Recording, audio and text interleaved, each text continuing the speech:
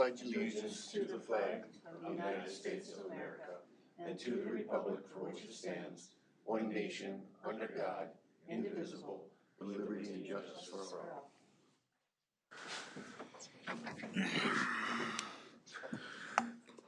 Motion to approve the agenda.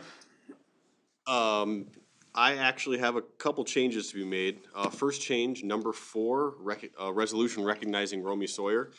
He is ill and was unable to make it tonight, and so we were gonna push that back into, I believe, January, but we are confirming with him, when he'll be available for that. So remove number 4. Okay, In its place, I'd plan on talking about the Pioneer Saloon under miscellaneous. okay, But I don't know if I necessarily wanna keep, Mark sitting here forever, so we can move that to number 4, I guess, if we'd wanna, talk about that. So, okay, cool.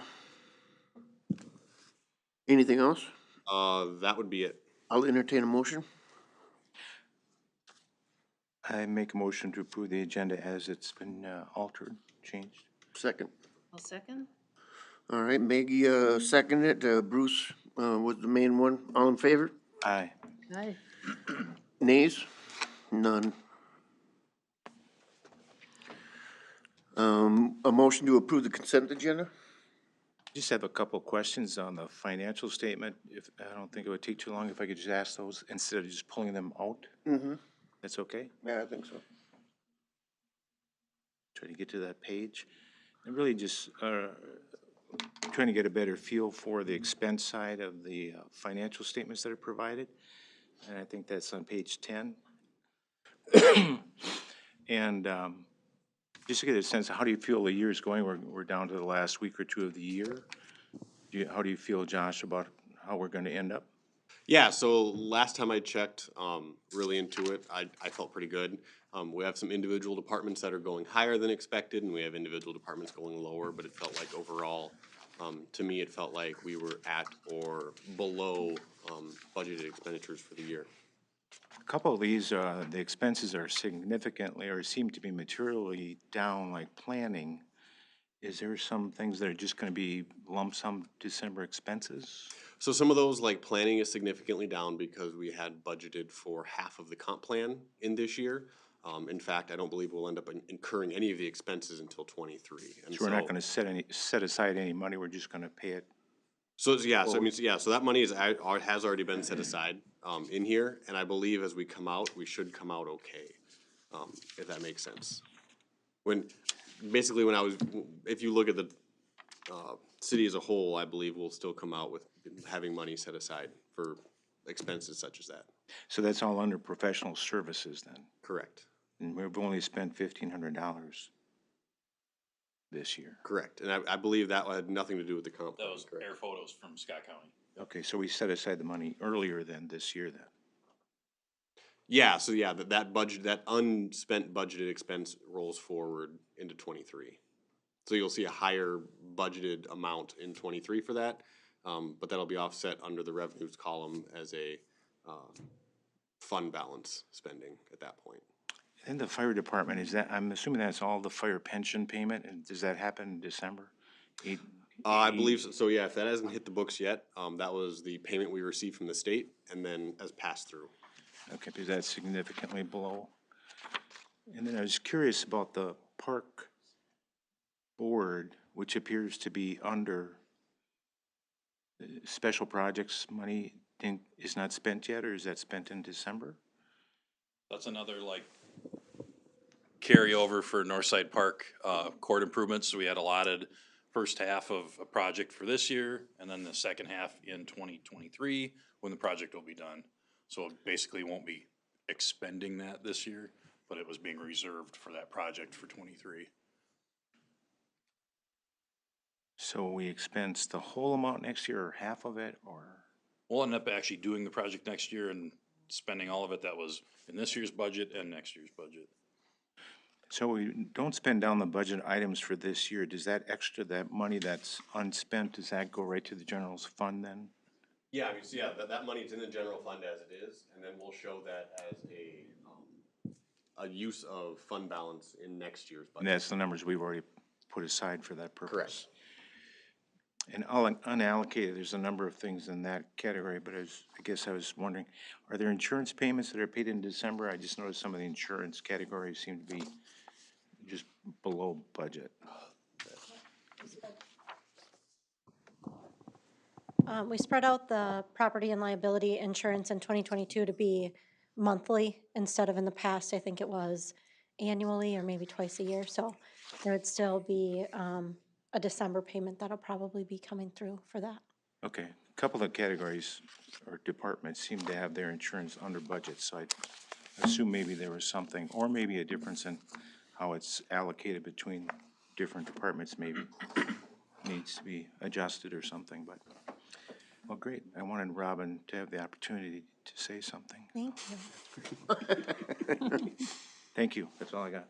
You can make the motion. I make the motion to approve the consent agenda as it's presented. I'll second. All right, there's been a motion, a second, all in favor? Aye. Aye. Nays, none. Resolution, let's just move into Mark then, huh? Yep, so yeah, this is Be Talking Pioneer Saloon. So at the last meeting, council had asked to kind of go back and make sure we'd taken a look at this. Digging back into it, on the 18th of July, the council had asked Kennedy and Graven to take a look at their fees and to make sure their fees were accurate. I did confirm with Scott last week that he thought their fees were completely accurate with the fees that were pushed through. And then I guess, so otherwise, at the meeting in July, council had said that it would, after learning whether their fees from Kennedy and Graven were accurate or not, it would discuss a way of potentially absorbing some of those fees, was basically how the minutes are worded from the 18th in July. So that kind of leaves us where we're at right now, where Kennedy and Graven says their fees are accurate, which left us with a balance, I believe, of about $4,000 or $5,000, I think Mark had said, on that legal fee. So Why can't we split that in half and us soak up half of it and he can soak up half? I guess there's nothing keeping us from doing so. I guess it should be noted that we did sell the property, I guess, and so if we do take half the legal fees, essentially we'll be paying a fee to have sold the property. Not saying that we can't, but that would just be something to think about. Well, see, it's not his fault that it hangs over like that, and then he was willing to volunteer to let us do whatever we wanted on that wall. And at the time, I had said, that's a lot of money for legal fees. So if that is an accurate thing, let's split it. How you guys feel about it? I think we should stick with our original agreement. Mark, can you remember what that was? Well, Let's hear from you, because when I approached the council about buying the land under the wall, the city had a list of what the property was gonna cost, what the surveying was gonna cost, what the legal fees were gonna cost.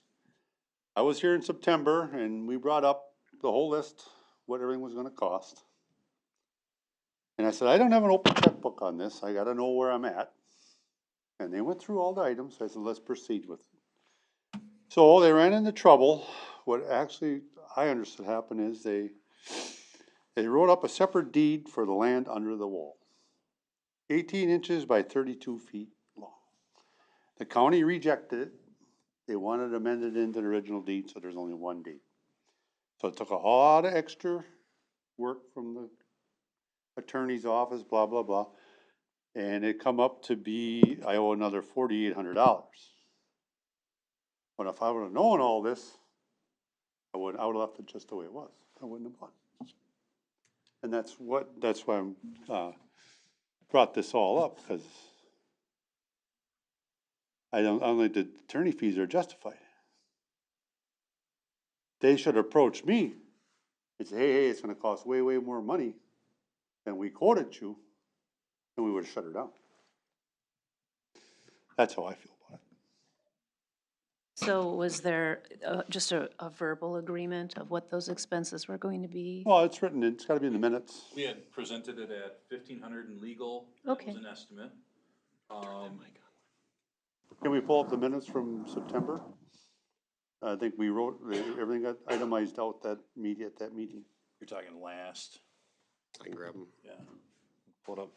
But I had my notes from when I spoke with you, and I believe this is what was presented to council, is 1,500 for legal, 645 for the actual purchase price of the land, and then 1,000 on survey. And the survey ended up only being 670 versus 1,000, so we're under on the survey. Land value was 645, and then obviously the legal, yeah, because of the county issues, went well over and above.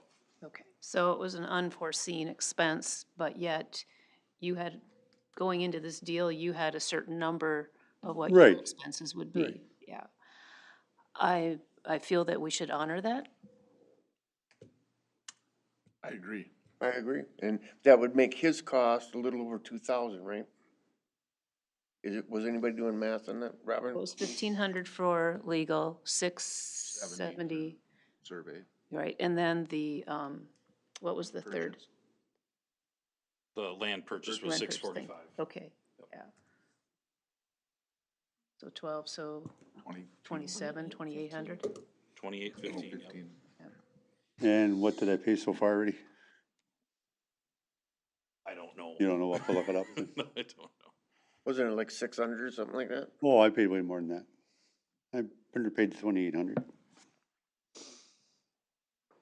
Has that payment been made to the city for that, the 20, I guess Oh, I made it to, I bought the land, paid for the surveying. It all went through the attorney's deal.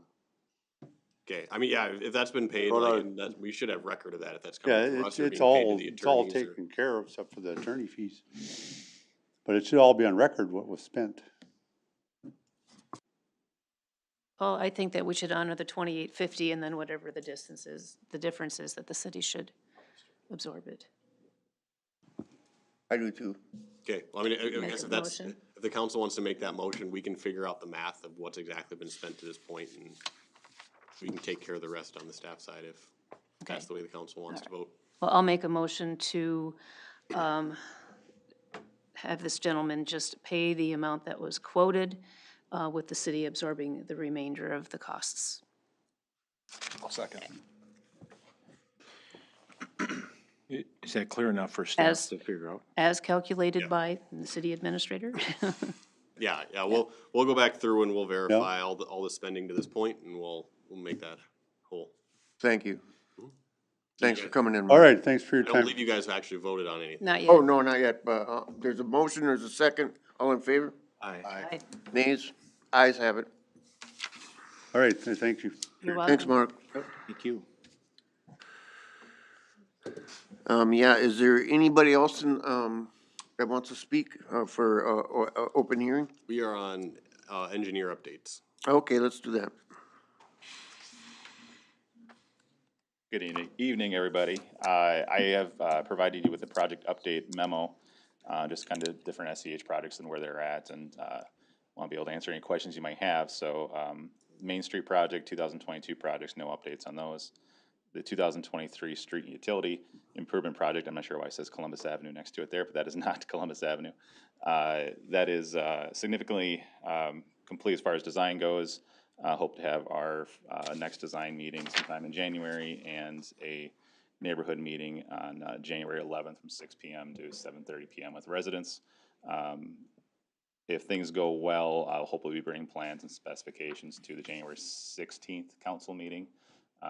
The schedule shows February 2nd, so if we can get it done a little earlier, we'll try to do that, but everything seems to be pretty much on track for that. And then the Highway Safety Improvement Program, RRFB project, the project memo was complete by city staff by planning, and we'll be moving into design after the project memo is reviewed and approved by MnDOT, which should be sometime in the month of January.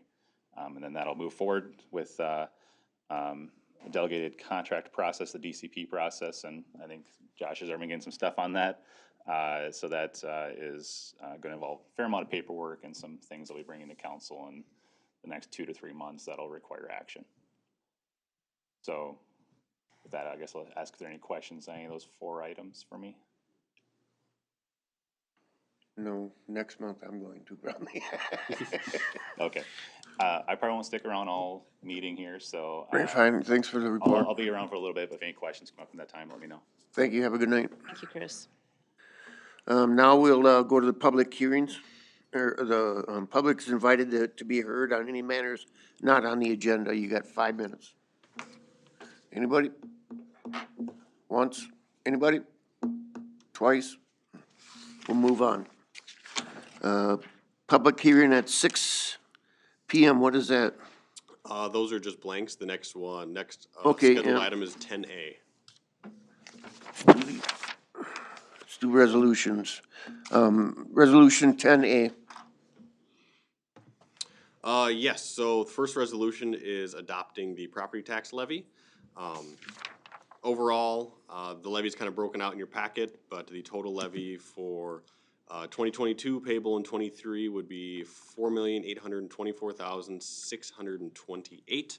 I know that Councilman Ryan brought this up at the previous meeting, so I just wanted to give him some quick numbers. He had asked about the COLA and where that stood, and how the difference kind of was with that. So the COLA, as it currently stands in the budget, is at 3%, and that is for all employees, both union and non-union.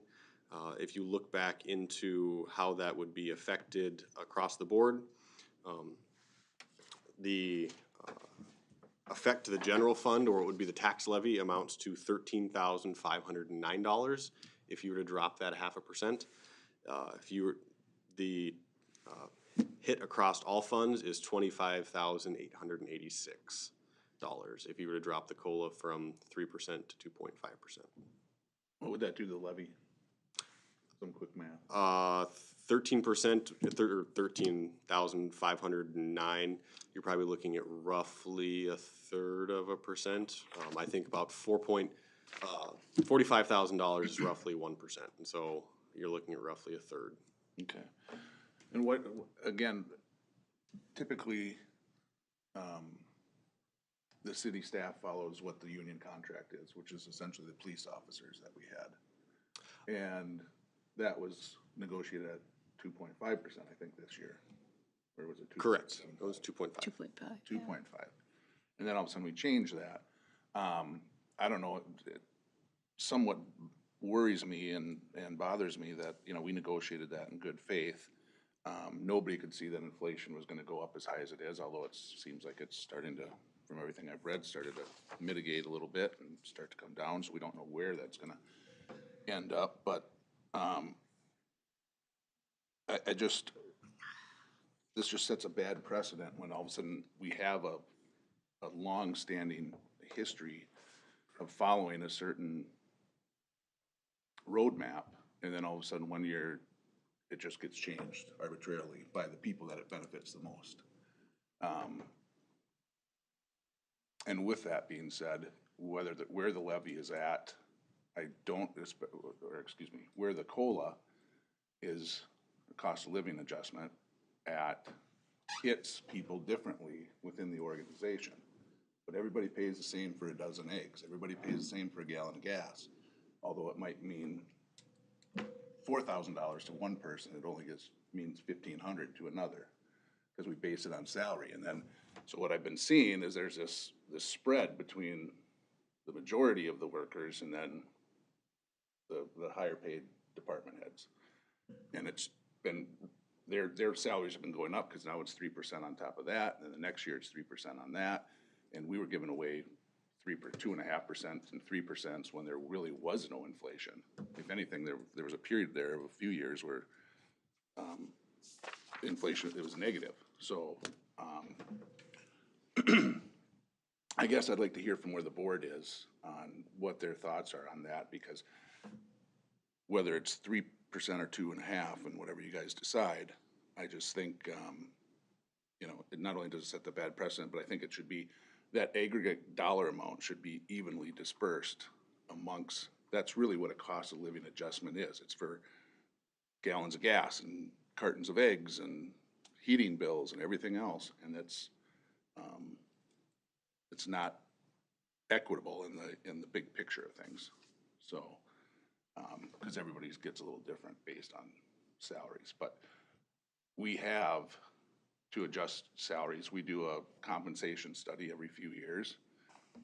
There's obviously a lot of people that'll get steps no matter what, which increases their salary. So a cost of living adjustment is technically just for the things that I said. So I'd like to get your feedback on that. So I guess just as a comment based on the salary studies done every, I believe, 5 to 8 years, looking back at the past is how we've done those. Really, if we were to somehow spread the COLA differently, there's a few things that could come into play there. I know the state of Minnesota has pay equity laws. And spreading that COLA other than a percentage, I'm not 100% sure how that would affect the pay equity laws coming out of the state. I don't know if we'd get in trouble with those or not. Well, I do also know if you're adjusting COLA differently across the board, generally what happens, it seems like every time a salary study is done, is you'll get people who are maybe at step 10 or 11 and they've spent the last 10 years proving themselves and working their way up the steps, and it might drop them back down to step 2 or 3 and basically walk themselves back up to the scale again. But what you'll end up doing is you're getting a lot of people a lot higher jumps, and so every 5 to 8 years your budget levy is suddenly going to, I have a feeling, take a much larger hit, and you're going to have a much larger percentage come through as somebody whose salary might have been this might suddenly adjust 15-20%, and now you're having to make all of that up in 1 year. And so I think I understand the whole cost of living and that eggs are eggs and gas is gas, but at the same time, I do think there are other laws at play that we would have to be careful with. well, and I don't disagree with you, and that's exactly why we pay an outside firm every other year to make sure that it is equitable amongst. And it hasn't been every other year. I think we haven't done I think we required it's every other year, isn't it? That we do for salary studies. the salaries. No, I'm not talking salary studies. I'm talking the equity to make sure that nobody's being left behind, that women are fairly compensated in relation to everything else. So there's no disparity there. And we've always done really well with that. And I don't know how it grades out. Maybe Ken, you might know. Robin, maybe you know how that grades out or where we've been at, but we've never had an issue. However, if for some reason, I don't know how 3% or dispersing that equally would change that, but if it does, then we'd have to address it at that time. But I still don't see that how that would play into effect, given that the majority of the people they're supposed to mitigate that is not at this table, you know? So the one thing, what I'm trying to do ultimately is to control some costs. And our biggest thing every year is wages and benefits. And I've been cutting things out here, just that I've read in the paper from New Hope might permanently roll city manager job into the police chief's duties. Star Tribune just a couple weeks ago. I mean, that's just one idea, you know, and I'm not saying we should do that. And I don't mean to be targeting you, Josh, but you're a city administrator. But No. I guess what I'm saying is that there's other counselors or city councils that are looking for different ways of doing things to control those costs. Here's another one out of the Star Tribune. Duluth city councilors moved to trim property tax hike. Theirs was substantially more than ours. However, I wanted just to quote somebody that I thought was just, that plays into a lot of effect by us. This was a city councilor, Roz Randorf, said, using one-time rescue plan money to reduce the budget is smoke and mirrors that we'll end up paying for next year. And I think that was right on. You know, she blamed an unrealistically amazing healthcare plan for the cities that put the city in the predicament. And she goes on to say, I know that these decisions are not easy, but what is clear is we cannot continue to pass along the rising costs of running this city to our citizens. And what I really need to do is we need to start thinking outside of the box and trying to adjust that. And the disparity between the top 6 going at this angle and the other 46 people just kind of raising a little bit, I think the spread is too far, and I think we need to address that, is my opinion. And I'd just like to get what the rest of the board thinks. Well, I agree, there's a disparity, but, that is in conjunction with what they get hired on as, you know what I mean? I understand what you're saying, the lowest paid person is not gonna get, a very good COLA, and I totally understand and agree with you. But how does that relate to the city manager doing, chief of police's job? No, it's in the big picture of kind of trying to control these costs. So, you know, the LGA, let's just take LGA, the state has given us, the city, 2.1%. That's the increase this year. Correct. So, you know, they've obviously have only so much money to work with as well. And I think that's where we need to start going down that path and looking at how are we gonna control these costs? And we're using, what is it, $511,000 of ARPA money this year? Correct. We're using just over $500,000 for one-time expenses that shouldn't have an incurred expense in the future due to that. Every spend. year, there's one-time expenses. So Correct. next year, there No. could be another study. So, again, just to quote the Duluth counselor, I mean, it's smoke and mirrors, using ARPA money for this. And so we need to look at the big picture, and one of the things that I see is, for example, the COLA. We negotiated that in good faith. It's always been a precedent that has been set that you guys get whatever the union got, so we made it fair. And then all of a sudden, we jumped it up, and then we said, let's pay them 3% more, even though we had negotiated 2.5. I mean, I guess my response to that is the rest of the employees aren't part of the union, and I can't really speak to, I guess, how you guys did it in the past when I wasn't here, per se. But, I mean, if you say that the city employees got what the union got to be fair, wouldn't it then also be fair to give the union what the city employees got if the city employees were bumped a little? If the city employees were what? If the city employees got, I mean, you said if the city employees are getting what the union gets to make it fair, then would it not be fair to the union if you were to give the city employees a 3% because of the inflation increases of the year, to also then bump the Right, union? that's what I'm questioning though, is where we got this 3% from, you know? I mean, it just kind of arbitrarily, in my mind, before we started the budget process in August, I was thinking, okay, well, I know for a fact that we have a 2.5% COLA increase. And then all of a sudden it was presented by you and your staff that it's gonna be 3%. And I guess I'm also a little concerned because we've been talking about this COLA since August now, and this is coming up for the first time on December, I guess it was December 5th. Oh, no, you can ask anybody that's been here, this question comes up every year for me.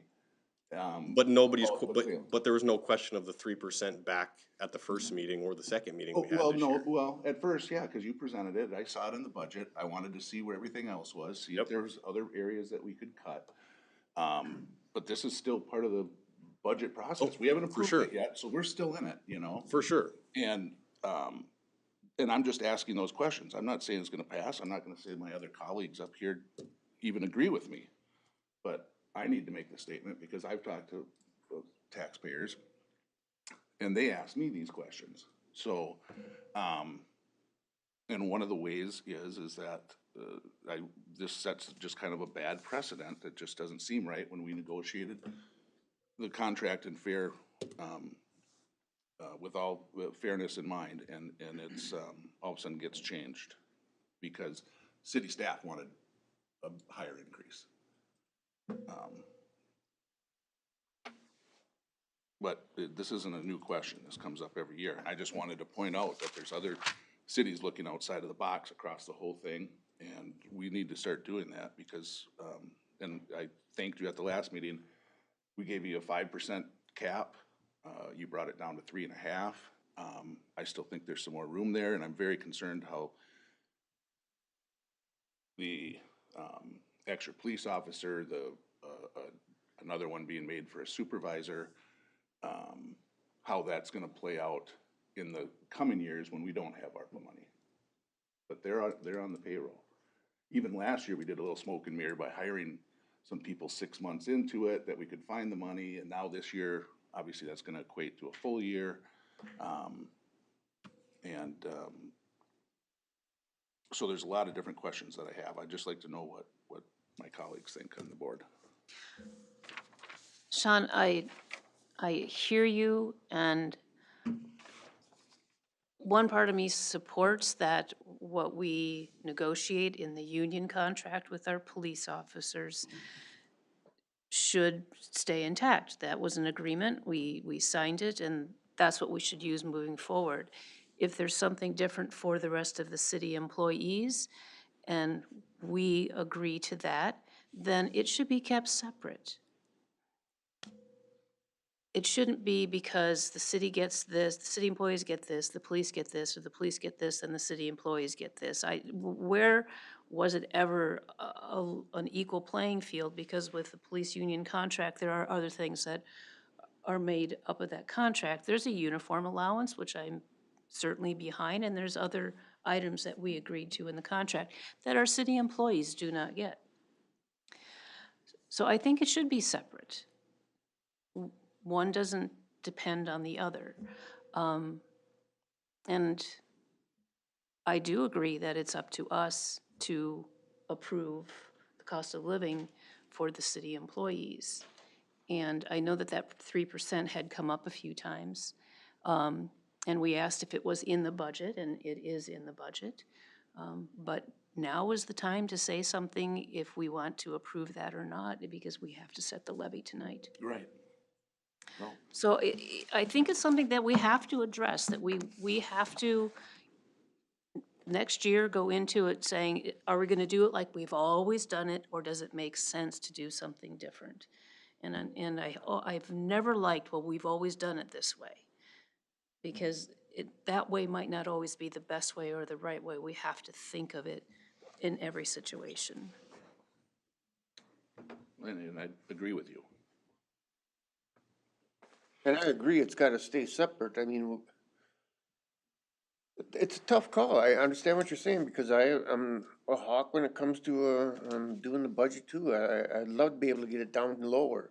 And keeping them separate, that's gotta be done.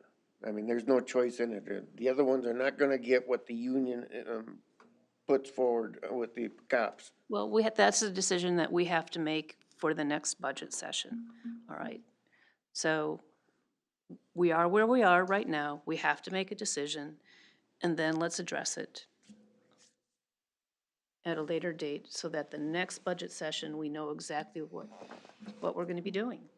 Well, we do have choices. They're not always presented to us, but one choice would be is that we're gonna stick with the 2.5 in the way that we've done it this year. Maybe we don't add another supervisor position. We take that out. I don't know what that's gonna do to hit the thing, but it's gonna show some prudence on our part that we're trying to control costs. And I think that says a lot. And I know it's, some of those decisions are, I guess what I'd like to see when we move forward eventually is an A, B, and C scenario that's really laid out. Because I don't know if we don't approve that supervisor position tonight and the extra officer tonight, what's that gonna bring the levy to? You know, we just did some rough math to see if we dropped it from 3 to 2.5%, and that only was negligible, you know. But I'd like to see where those are. I'd like to address the, on the benefit side, you know, looking at different packages that are available for the health benefits. We're never really given opportunities on that. It's like, here's where our fees coming in. While I know that other businesses are unfortunately defraying some of their increased costs to the employees in a percentage. We're at an 80-20, but I know there's businesses out there that are 74-26 and vice versa. Not that they want to, but the companies themselves or the cities or the taxpayers just can't absorb 100% of it. So, you know, you're right, it's a big picture thing, and it's probably a little too late in this. But Yeah, unless you guys are willing to make those changes right now. I'm not. We did, you know, what, we go through 6 months of budget for a reason. And, you know, if you would've brought it up, then we probably would've addressed it then. I did bring it up though, Rick. I asked numerous times, where did 3% come from? You know? What is and I it, said what is it, this before year's that gonna be we- 3.8 or something like that? And I just wanted to, you know, we've always done it, 2.5% was the negotiated rate with the police. So we just followed that, you know, lockstep. Now to Maggie's point, is that right or fair? Maybe not, but, we need to be given different options. Well, I'll just make a couple comments. I guess I tend to look at things, first of all, from the very big picture and looking at the city's expenses from, is it matching the growth in the gross domestic product, or that is a guideline? That's kind of like what the state of Minnesota looks at for their budgets and things, and are we growing at that rate? And then our expenses can grow with that. And if you look within there, your expense categories, what is salary and compensation growing at? Is it reasonable? And then within that, I'm used to, in my experience, of budgeting dollar amount or percentage in total and then assigning it to your salary compensation program. Coming in the public sector, it's like a whole different world. And the flexibility to do things is much less. And we're restricted by having compensation plan, and it's got to fit with the requirements of state law. And as a private businesses, I had much more flexibility in making decisions and doing things and moving things around. And cost of living increase, we didn't necessarily use that terminology. It was more based on merit pay, and you could look at individuals instead of classes and steps and things like that. So to me, coming into this world was challenging and looking at it differently. So I'm learning to understand that we have some very big limitations of what we can do. And rising tides lift everybody, or if they don't, people go down the same way. So we have to follow that.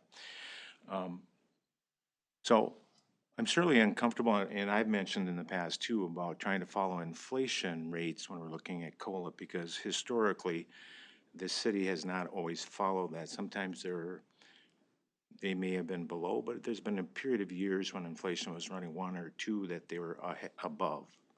And that's just history, and that's, I'm not going to comment about that. But if we're following COLA and we're using that, then we have to look at it similarly that way.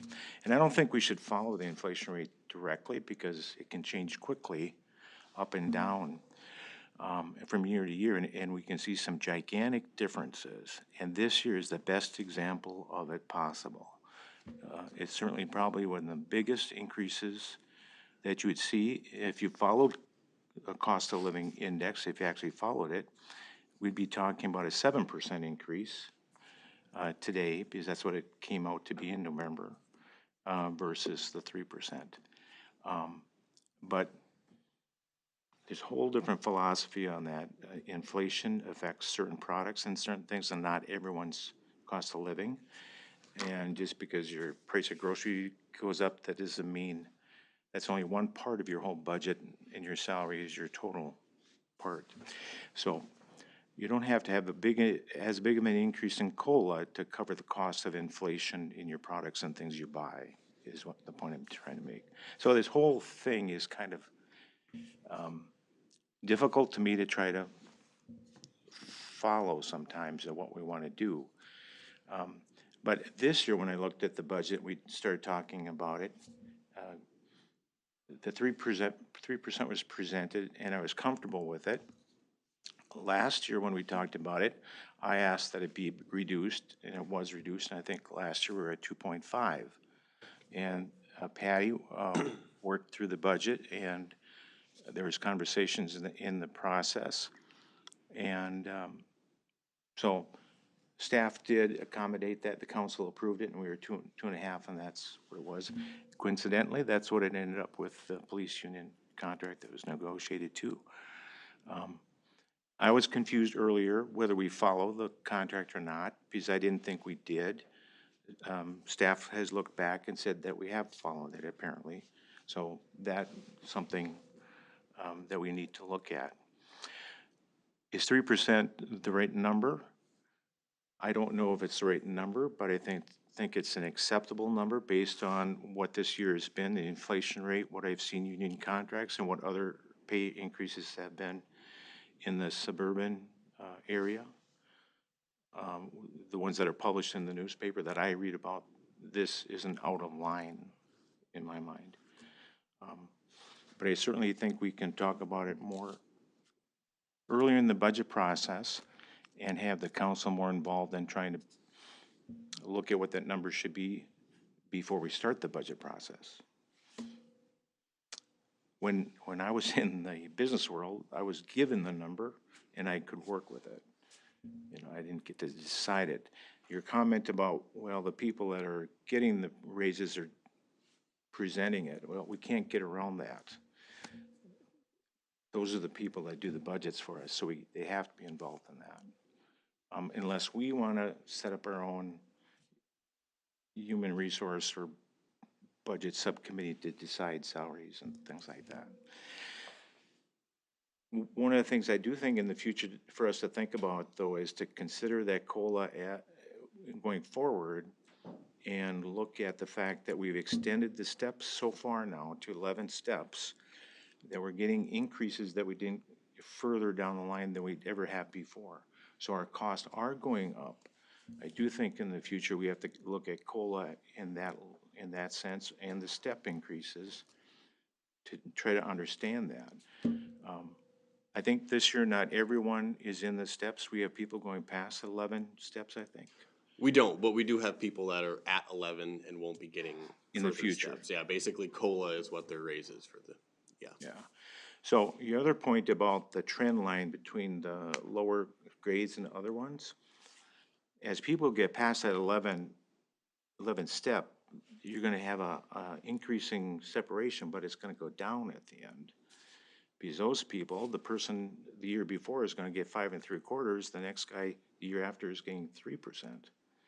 So you're gonna see that going the other direction. That's where the compensation studies that we do though every few years It comes into raises play. all the tide though, that raises Right. everything.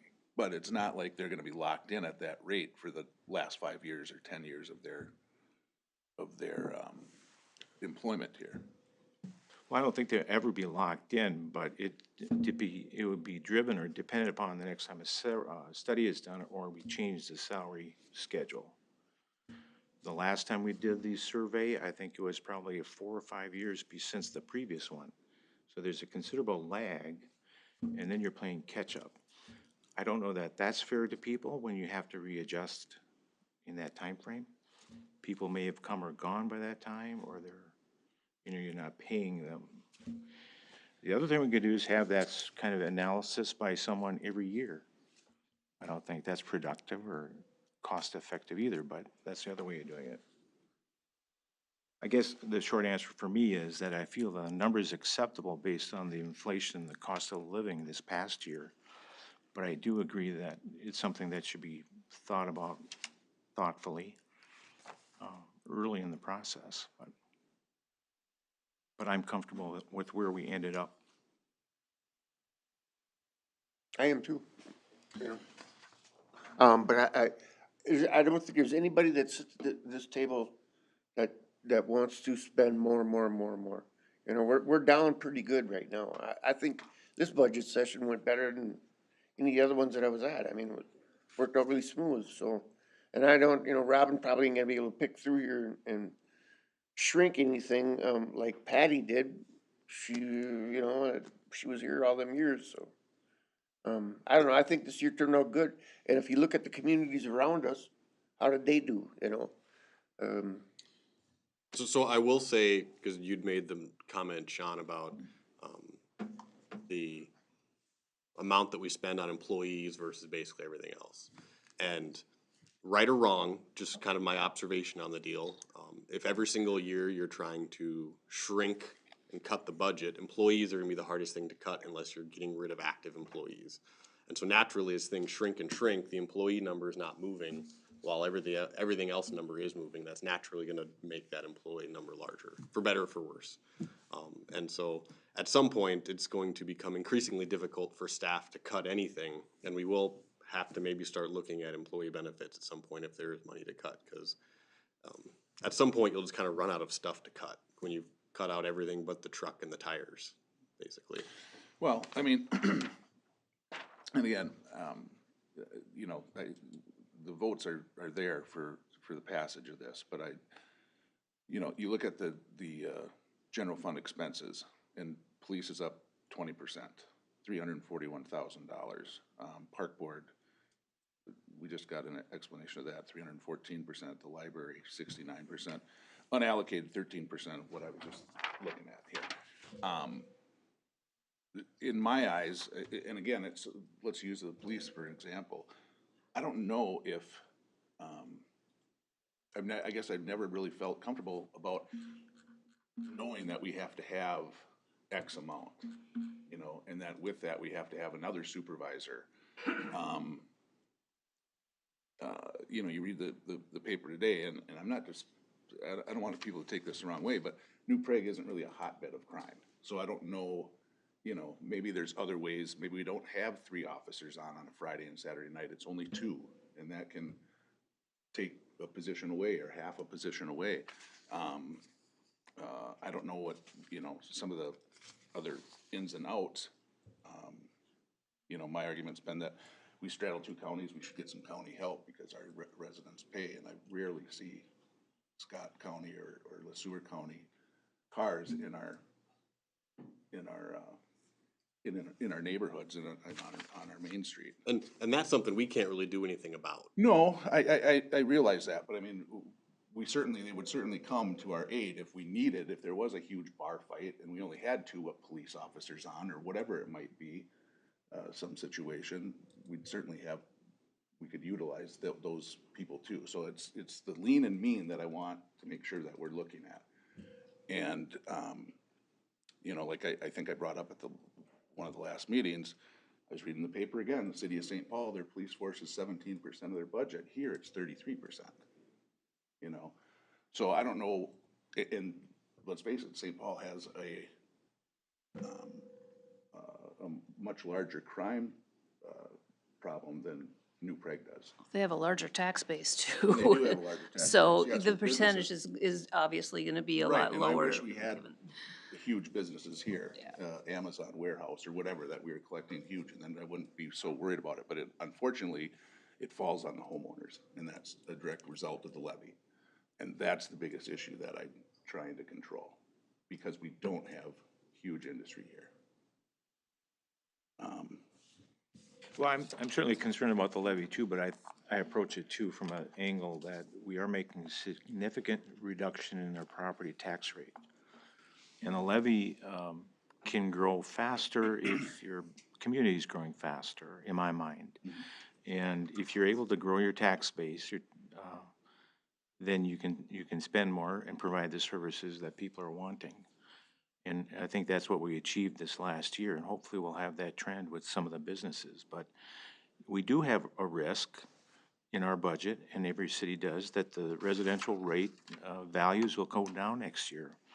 I am concerned about commercial real estate rates. Our values may be going down too.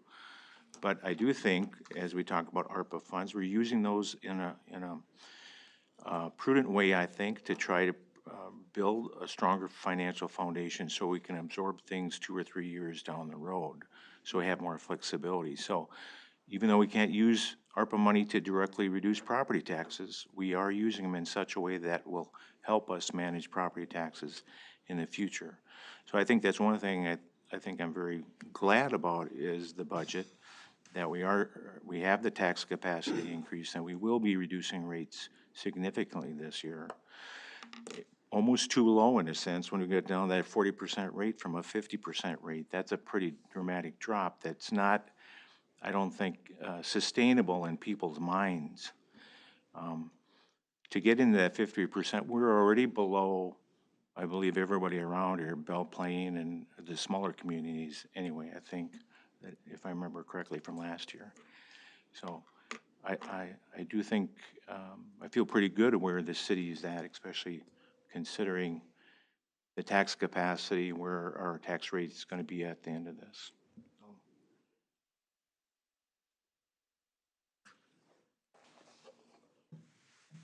Anything else? I make a motion to approve resolution 2212-1903, adopting the 2022 property tax levy payable in 2023. There you go. Motion second. All in favor? Aye. Aye. Noes? I think we could have done it a little better. All right, resolutions 10B. Yes, so 10B, is just then looking at the city budget, and approving that as well. So while our property tax levy was just approved a little over 4.8 million, the total city budget for 2023, looking at all funds, is looking at a total, budget of $29,115,403. This includes everything from general fund and EDA to enterprise funds such as our water, wastewater, electric, ambulance, vault, stormwater, special revenues, capital projects, and debt service funds. And so I guess following our truth and taxation hearing, I would recommend approval of resolution 2212-1904, adopting the city budget for 23. And Barb's gonna hate me because I had my mic off the entire time. Any changes to the budget since the last meeting? A couple of little changes of spends that we did not necessarily make this year that we were gonna make next year. I believe at our last meeting, the planning expenditures were a little bit down from what they ended up, but none of that is actually affecting the levy. That's just comprehensive plan money that we're moving over. And I believe there was actually a vehicle that we may have removed because we did end up purchasing it. It was planned to be purchased with ARPA money. That's right. We were able to get a good deal if we bought it right now, and so instead of buying it on January 1st, we bought it, or I believe we took possession of it last week or something like that, and so that was then removed from the 23 budget. I commend you, thank you. So, is there a motion? I make a motion to approve resolution 22-12-19-01, adopting the city budget for 2023. Is there a second? I'll second, but I think, Bruce, you said the last two digits were 01 instead of 04? Sorry, 22-12-19-04. Yeah, just for that correction, but I'll second it. There's been a motion, a second, all in favor? Aye. Aye. Aye. Nays? Aye. Ayes have it. Okay, 10C.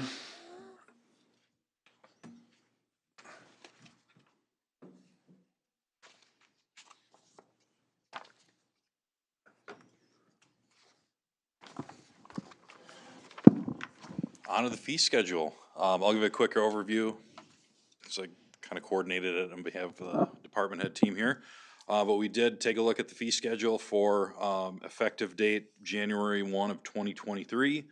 Any fee that the departments are looking at having an increase on, you will see we have the full fee schedule from 2022, and then we added a column for the proposed 2023 if there's any change. Any changed fees highlighted in yellow. We did have notable changes, and then we can get into any specifics if you want to go through them as well. But general increases for public work services that you can see under their heading. Regarding general increases for most planning and zoning fees went up by about 10%. We hadn't adjusted a number of those for a few years.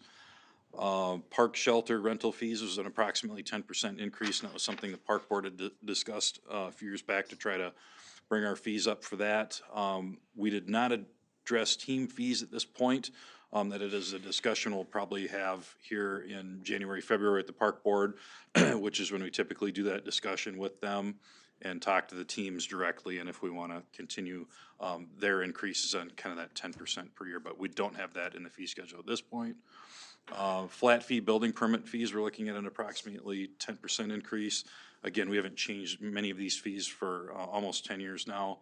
One thing I did want to note, for our valuation-based fees, we never actually adjust the percentage fee, but what we do have is adjusted fees every February from the ICC, which is the International Code Council. The valuation tables adjust, And for this year, they actually are increasing, or I should say from February 2022, most of the increases were about 2 to 3.5, depending on which classification of construction you're looking at.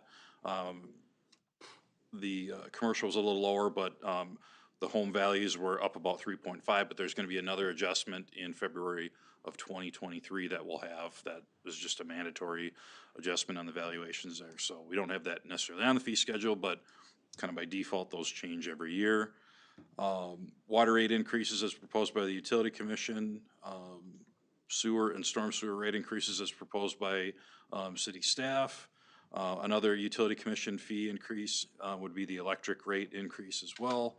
And then some other miscellaneous utility fee increases for hydrant maintenance, flow testing, and then a mandatory state law change on the interest rate that we are required to pay for deposits for utility accounts. So that's kind of a general overview, but we're all here to answer any questions you have about any particular fee and certainly go through those as you desire. What spurred this? Who asked for you to look into fees? Fees are actually approved yearly, and so every year in December, we try to look at the fees since we approved the new fee schedule for the year. So it wasn't anybody's general question. You're not answering anybody's question. We are not. All right, I'll make the motion for resolution 22-12-1905. Oh, of note, this actually, because the Rami Sawyer resolution is no longer in there, this is now resolution 02. So Okay. 22-12-1902. Can I get a second? I'll second. All in favor? Aye. Nays? Ayes have it. All right, 11A. Yes, so 11A is the compensation plan for the year that goes along with the budget. We had the discussion, I know, back during the levy because it affected the levy, so I figured you wanted to have the discussion at that point. But this is the compensation plan as it would lay out for 23 for the various positions as well as the steps throughout. And I guess I would recommend approval of the compensation plan for 2023. I'll make a motion to approve the compensation pay plan for 2023. Second. All in favor? Aye. Aye. Ayes have, or nays? Aye. 1 nay, 3 yeas. B, 11B. 11B is the 2023 visioning document. Real quick highlights on this. We've been kind of tracking this throughout the budget process here, so it's not the first time you've seen it. Anything that's likely different is if you go to the very end of the document, we'll talk about what was completed in 2022. And one other change that maybe from the last time we saw this was that we had initially talked about a splash pad feasibility study that the park board would be doing. That is still in document, but I've moved it to future uncommitted goals, only in that while the park board has committed money to helping with that feasibility study, it is really dependent on the citizen group to form a nonprofit. And so because we don't really have a timeline of where that's going, I did move that to future uncommitted. And once we kind of know and get some further direction from that citizen group, we'll then be able to move that back into a general year of when we believe that would happen. But because counselor staff really has no control over that at this point, I didn't want to put it in there so that somebody was questioning why we just kept moving it back year after year. Well, didn't we work, or, as far as the, we're gonna put a pitching outside of Yes, so stadium. over the summer, we allowed the baseball association to put another pitching mound over there. Initially, we were kind of waiting on that because we didn't know what the splash pad people were doing. They were going to do a feasibility study. Part of that feasibility study was receiving money from the park board to kind of help them with the cost of that. And to receive that money, the park board just made a requirement that a nonprofit is set up to oversee any of those funds that are given to them, and they just haven't set that nonprofit up yet. So the pitching mound and the splash pad are kind of two separate things. Because the feasibility study would look at, would that be a good spot for a splash pad, or would another area in town be a good spot? All right, any questions, everybody? Josh, I think we talked about, or you and I anyway, about talking about the recreational study later in Yes. the meeting. But I did have a question on the completed projects under the facility assessment comment. Talks about staff worked with old.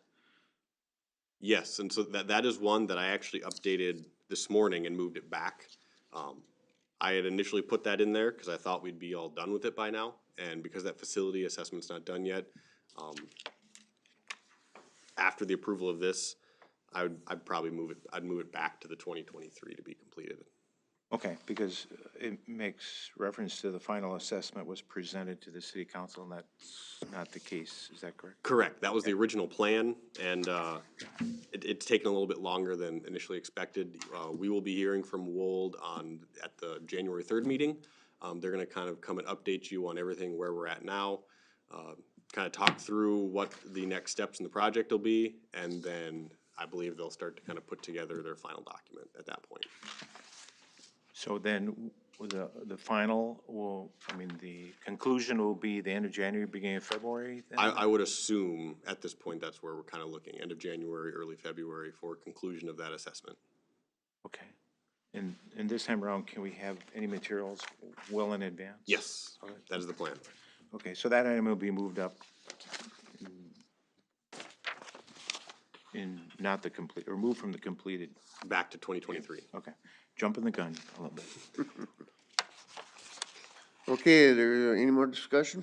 I'd recommend approval with that change that Josh had mentioned about that particular item. I'll second. There's a motion, a second. All in favor? Aye. Nays? Ayes have it.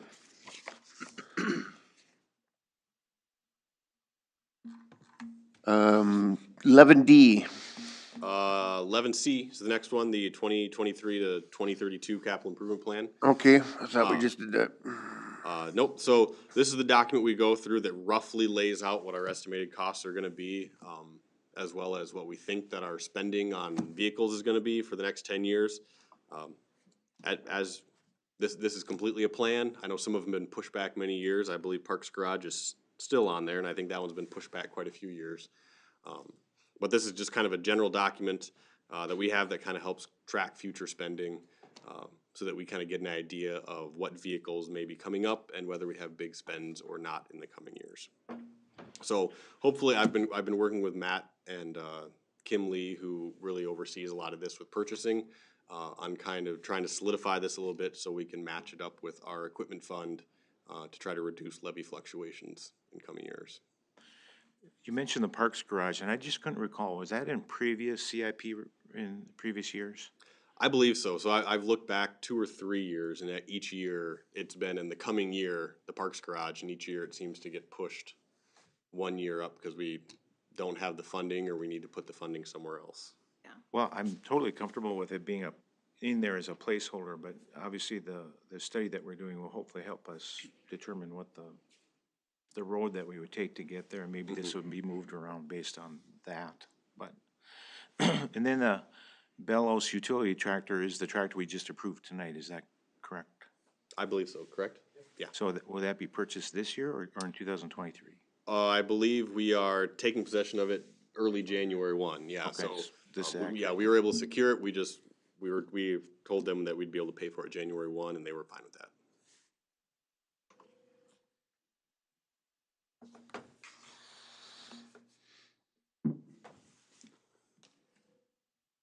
Any more discussion? All in favor? We have to make a Oh, motion. sorry. So I'll make a motion to approve the 2023 capital improvement plan. All in favor? Or second? Second. All in favor? Aye. Aye. Nays? Ayes have it. Next item is the orientation manual. When I was hired on, this is something we talked about doing for city council members. Obviously, we don't have any new city council members coming on, but I think it's a good exercise to finish up. That way it's ready to go and be updated in 2 years if need be. That being said, last time I brought it forward, there's a few questions. it was brought up they'd like a little more information on just local government types, and so I expanded page 5 of the orientation manual to kind of talk about the various types of local government in Minnesota and how home rule charter works, which is what we use. And then I also expanded upon some of the details in the department sections, as much as I felt like I could without getting overly bogged down in the minutia of that. And so I guess at this point, I'd recommend approval of the 2023 City Council Orientation Manual, knowing that, like I said, it'll continue to evolve likely over the next 2 years before we'd possibly need it again. You know, you might wanna check with the League of Minnesota Cities because they've got the beginner, class and then the advanced class. So there might be information in that. Yes, and yeah, some of this manual did come from the league. The area about role, duties, and responsibilities on page 6 kind of starts it off. A lot of that information I was able to pull out of the league because the league does have an orientation manual, but it is very Minnesota heavy, and I tried to pare some of that down to stuff that is specific to New Prague, especially. Okay, anybody else? I'll take a motion to, orientation manual. So moved. Get a second? Second. All in favor? Aye. Aye. Nays? Ayes have it. Paperless. Yes, so we talked about this at the last meeting. I realized you guys wanted to kind of see how it worked out. I didn't change the fact that it's paperless, but there was some confusion. It sounded like general, apparently did not get included in here.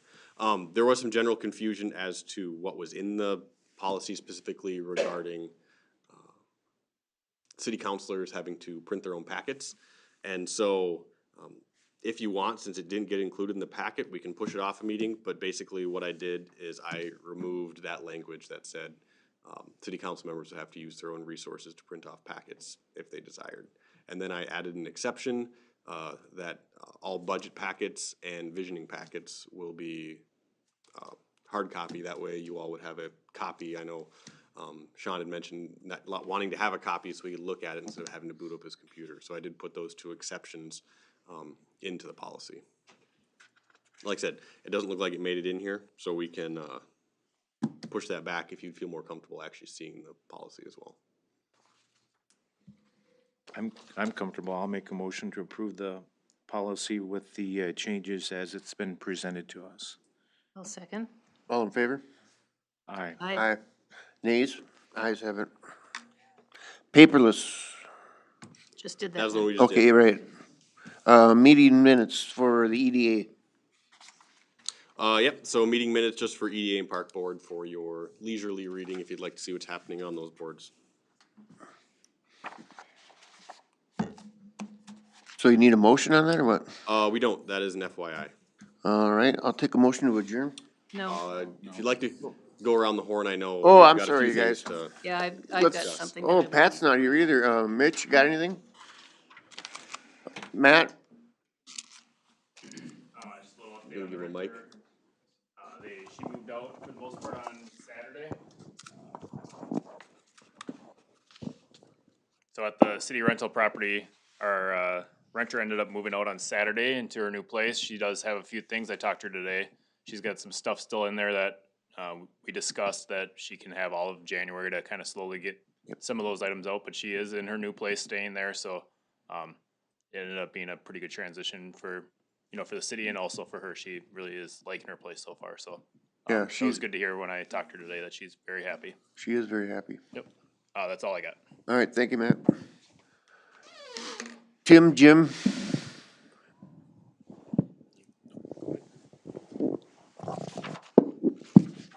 I don't have anything to update on, other than thanking the council for the opportunity to serve in the city. It was an honor to serve. This will be my last council meeting that I am in attendance as an employee. Thank you for all your service. How many years do you got here? 35. 35 years? Nice, thank you so much. I mean, that's. I'd give you a hug, but I don't go that way. Bruce?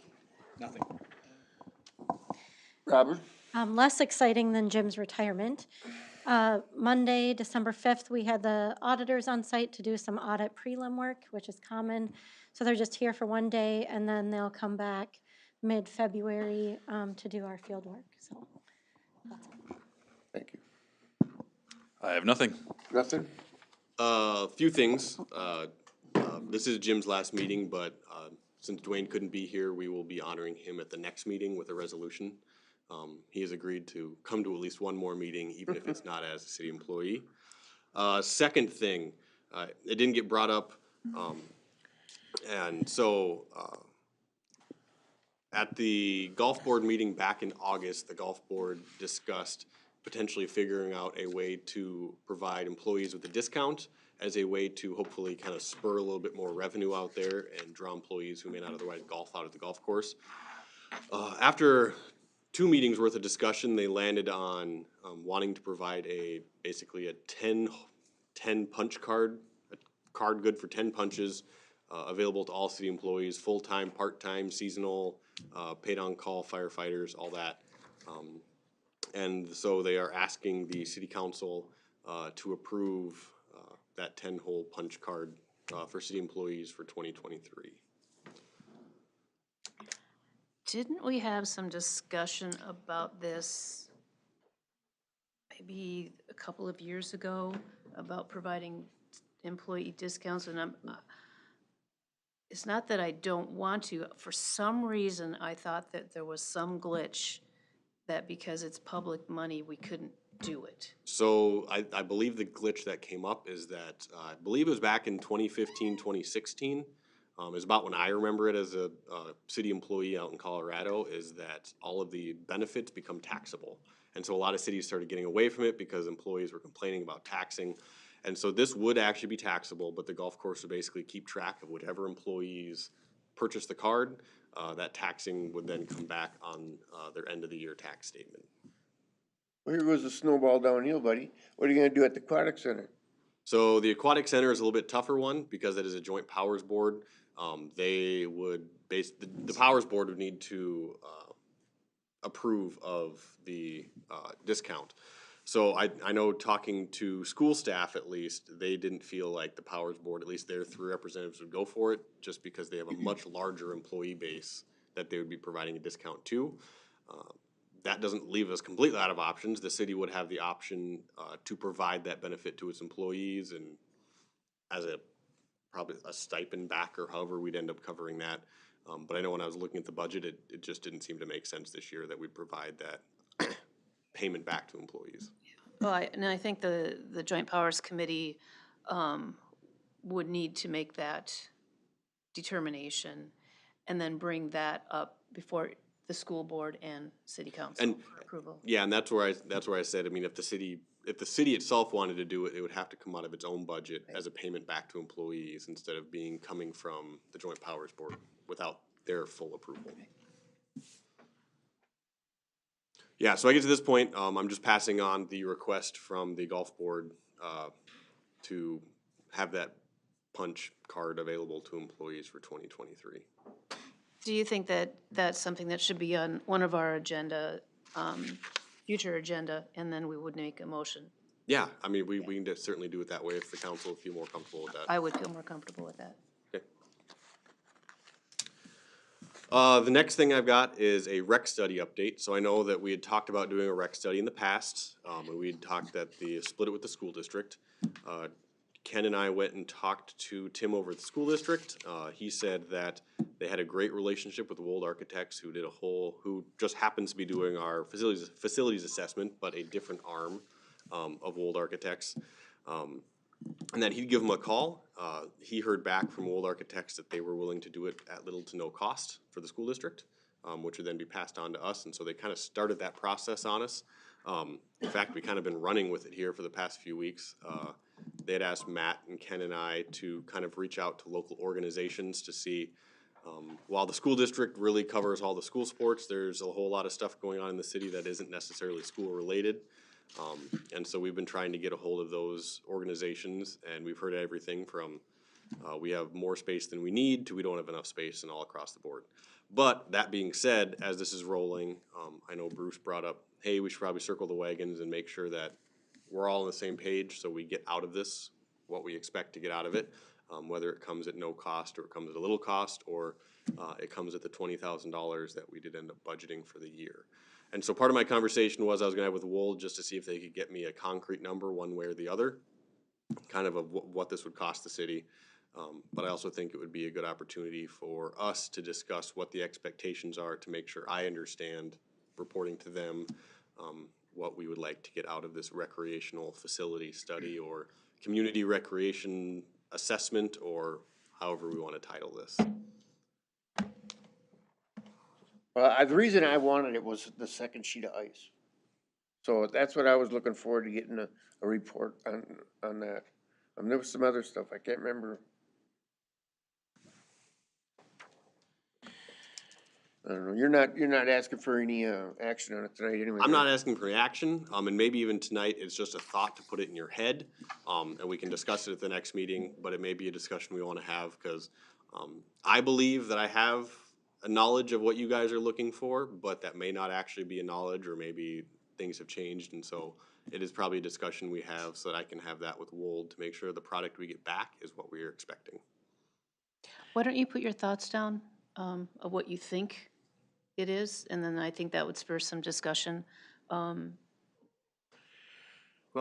I had contacted Josh because of some other question I had, and so I got confused because Wold is the firm that's doing our other thing, and Right. then I didn't understand that name came up on this project, and so I got confused.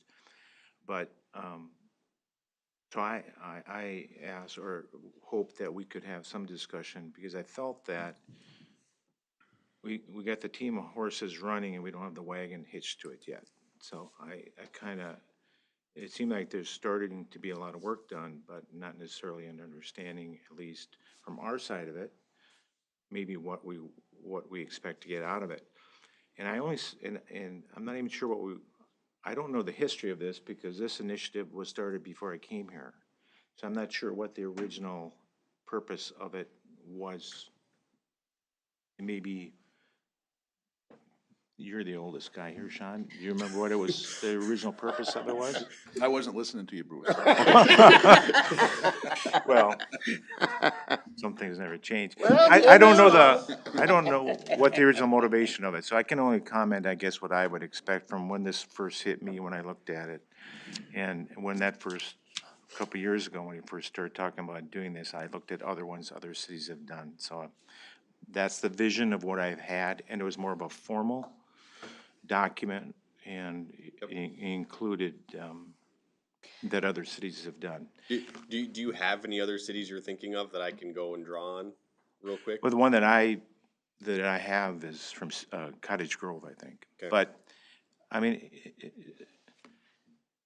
the short of it, I guess, is really basically conducting an inventory of what we have, doing a needs analysis of the city residents of what we need here currently, and then also to be able to project what we feel, or what this firm or someone feels we need into the future. And also to look at our population growth or lack of population growth and trends when we're looking at that.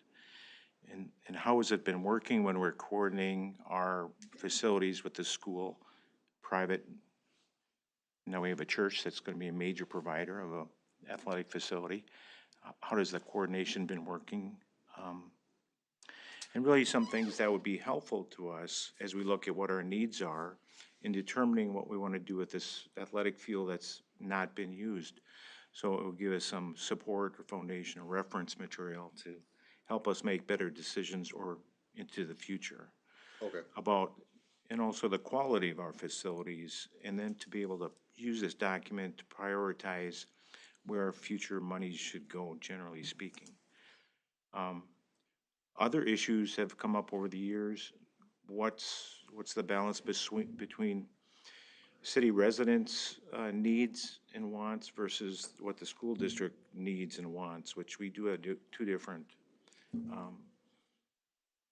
groups of people that we're dealing with, and we have to answer to. So, and how does that work? And how is the breakdown between as an example, the golf, we've talked about this before, how does the fitness center break up between city residents, the golf course? How do our fields work out? Are we having all traveling teams use our Right, field? yeah, yeah. Or is it just New Prague residents, or is it the community ed program doing it? So I would have hoped this study would delve into those issues sport by sport. What are they using? What time are they using it? What days are they using it? Being able to look at the usage and things like that. And then an association or survey of the groups out there of what their participation rates are, what their trend has been, what we expect the trend to be. And firms, the ones the report I'm familiar with looks at national averages or state averages.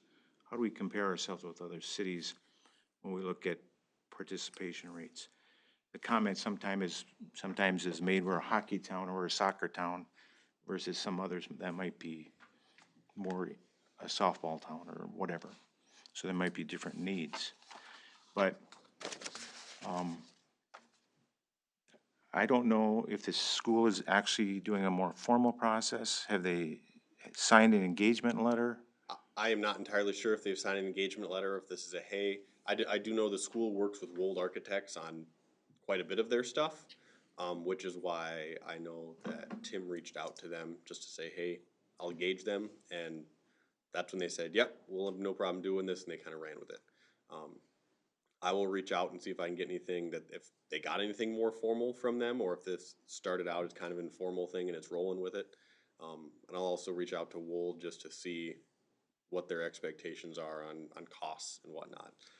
In terms of what you're looking for, I think we are pretty well in lockstep. I know that you and I guess, are saying lockstep. We haven't heard from the others, but this is a lot of the stuff that we've already kind of talked to Wold about what the city is interested in, especially knowing that while the school district has a lot of stuff, really what they're focused on is the school district. They're not always worried about the organizations that aren't associated with. So, yeah, I can follow up on some of that other more formalized paperwork stuff.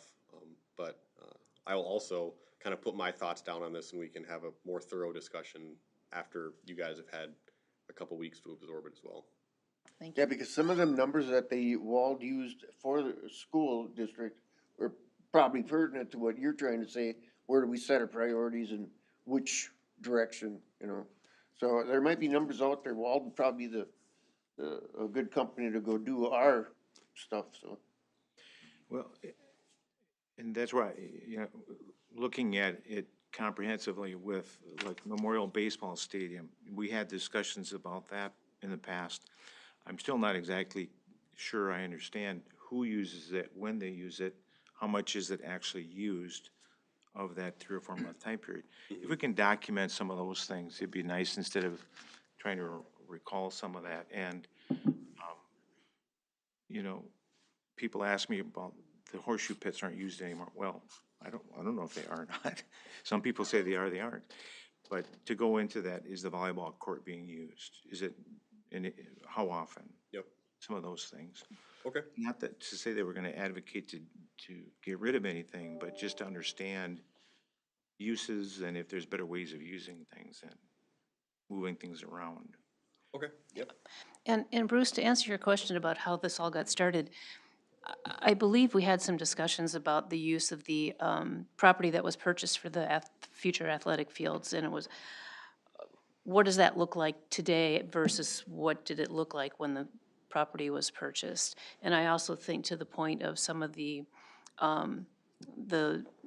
Little League or the softball, the children's softball league teams, we do get a lot of individuals that don't live within the city limits. And so are we thinking about building more softball fields, baseball fields, and using taxpayer money when it's not necessarily benefiting the citizens of New Prague? So I think that kind of spurred a lot of the conversation in this. We need to finally just figure out what we have and what the future looks like, so.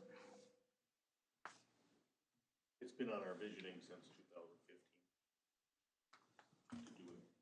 Yeah, it's been on there a long time, I know, so. We did a community survey, right? I'm pretty sure we did, Ken, didn't we? Not about that in particular, no, I don't believe we did. Or in the comment section, do you wanna go next? I've got one more. Oh, I'm sorry, go ahead. Yep. And Well, this is- and just to piggyback on that, I'm assuming that what we're talking about is something that we can work together on with the school, but if the school is, hey, we can do this for free, and they're just gonna deal with our teams, it might not fit for us to do it together. Yeah, I mean, and that'll be part of the conversation that comes out, I think, with Walden School District. I think part of it is working together, I mean, because the school district does provide some facilities, and maybe there's a point in the future where the city has a facility that it helps provide back to the school district and they're sharing. So I do think that especially in something like this, there is some synergies that could be gained with the school district in terms of analysis and future planning potential. Thanks. The last one I have is just kind of FYI for you guys. My wife is expecting our fourth child at the end of January. Oh, boy. And so I'm expecting to be out for a week. I'll probably be in and out occasionally, just in case some emergency shows up that you really need a city manager, which I can't think of any of them, but one might happen. I did talk to Ken already. Section 6.01 of the charter says that I need to find someone to potentially designate my number 2 status to sign stuff or make decisions when I'm not here. And Ken said he supposed he'd be around in case he's needed. So that's where we're at. Are we going to pay him more, or he already makes more than everybody? No, he's just been designated other duties as assigned at this point, so. I'll just take the temporary title. That is all I've got. Are you sure? Yes. Maggie, go ahead. Thank you. There was an article in the Star Tribune paper about Elko New Market and possibly in discussions with a water bottling plant. And the citizens of Elko New Market were not, I would say a group of them were not pleased with the idea because it's going to be using I think roughly 1 million gallons a day of water out of the aquifer. And that aquifer, I have been told, is also used, I think, within the city of Montgomery. I know that we have a personal acquaintance that has a farm that is southwest of Montgomery that are on that aquifer that would be used.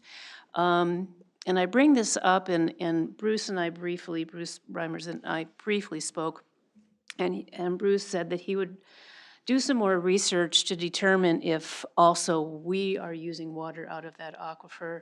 But I think it's important to support, for me, to support not building a water bottling plant because it is using our natural resources to ship outside of our state in plastic bottles to boot. And once that resource is gone, it's gone. And I'm really concerned, especially with the climate pattern changes and some of the hot, dry summers and droughts that we've had, that it's going to have a negative impact. And so I just am putting it out there in the event that the citizens of New Prague are in support of not supporting the bottling plant and voicing their opinion. And in the event that we do find out through Bruce that our water supply is also on that aquifer, then I think we also have some skin in the game to raise our voice for or against. Yeah, that'd be interesting to see. Especially since we've been in a drought situation lately, you know, it's. All right, Sean, what do you got? I just want to better clarify my statement regarding the compensation plan and why I voted it down.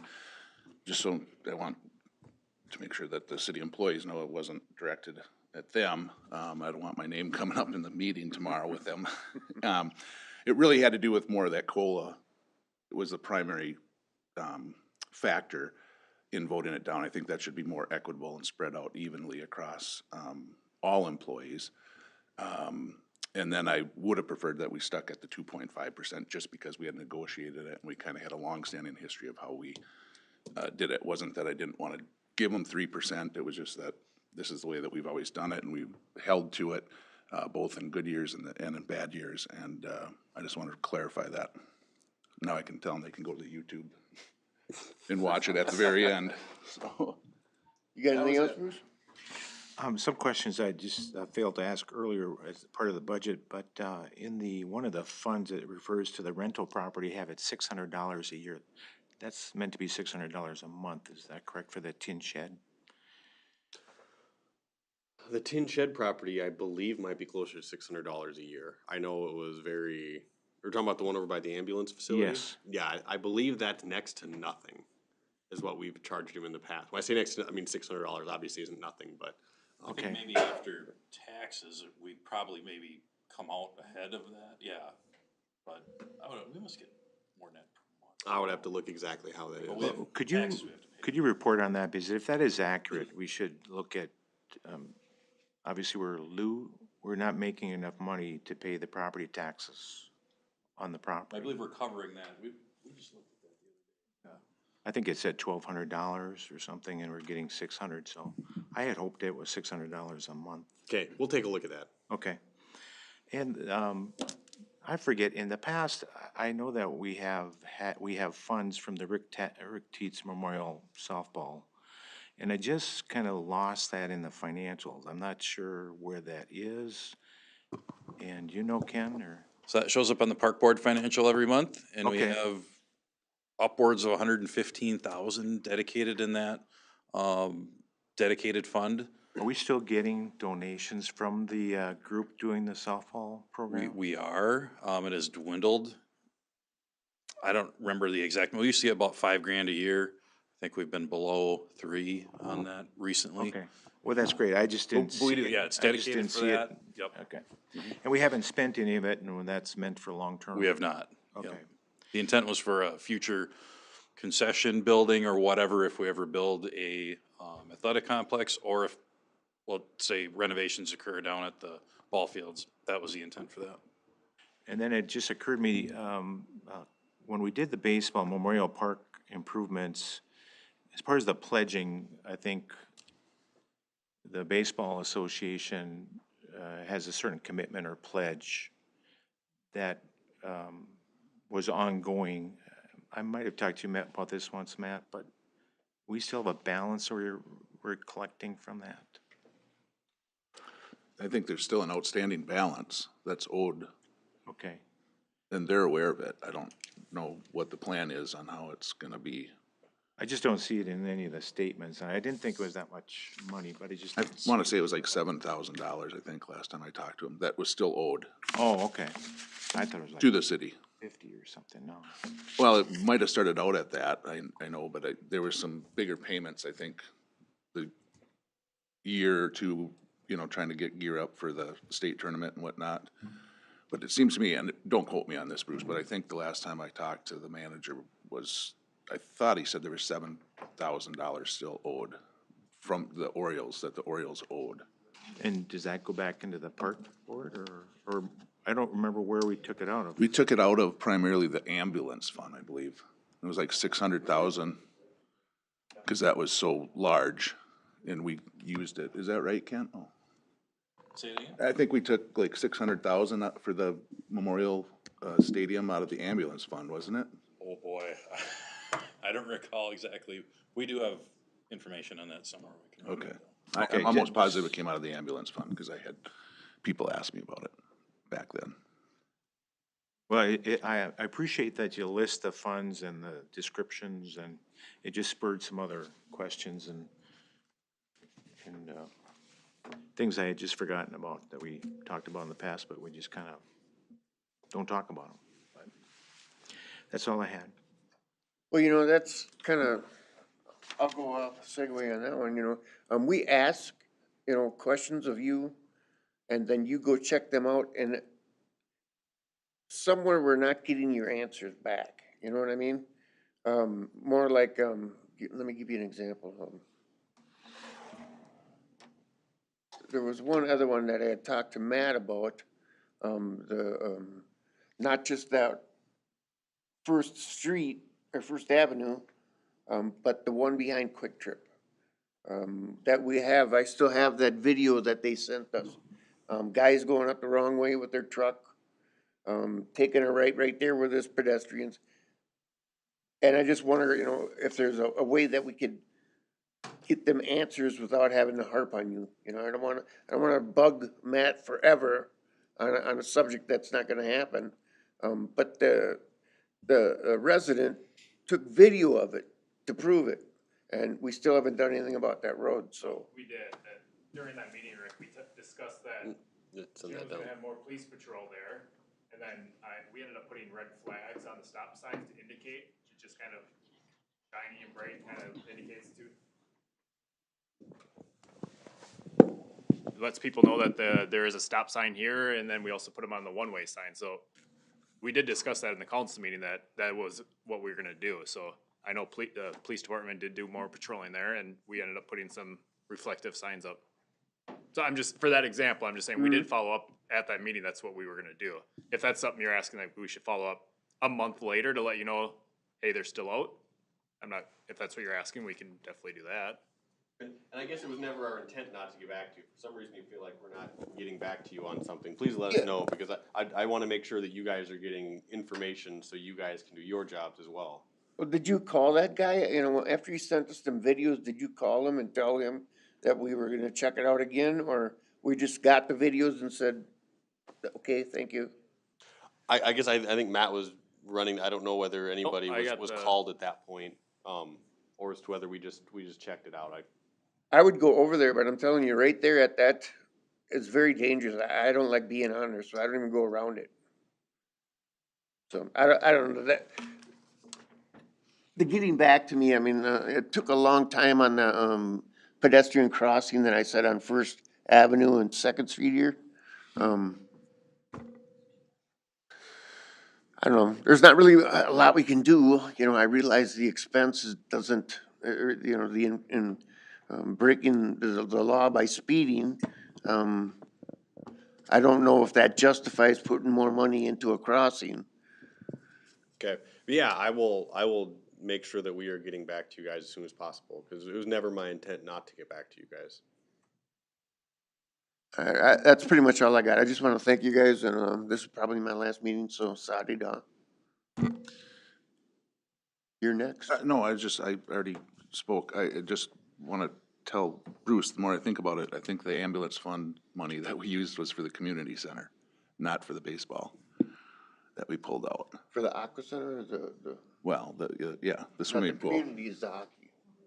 That was, I think, ambulance fund money. Few things. One, you said this was your last meeting, Rick? Or do you mean? No, as, Oh, as the mayor, okay, I was real confused there, I thought maybe you Yeah, were I'm outta joining here. us. I've had enough. I was gonna say, you do know you won re-election, right? Oh, no, geez. But I believe that, Robin had an answer to, Bruce's question. Okay. All right.